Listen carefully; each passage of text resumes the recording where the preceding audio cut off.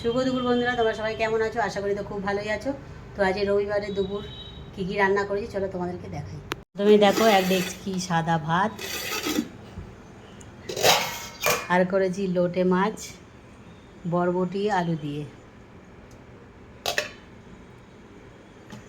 আর এইখানটা আছে দেখো উচ্ছে আর পেঁপে সিদ্ধ মাখা,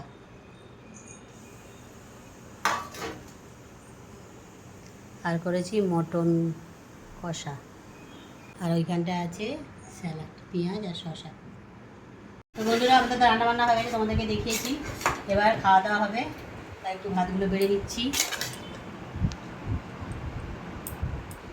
তো ভাতটা তো বেড়ে দিয়েছি, এবার দিয়ে দিচ্ছি উচ্ছে আলু সিদ্ধ, উচ্ছে আর পেঁপে সিদ্ধ, আর আছে এদিকে লোটে মাছ।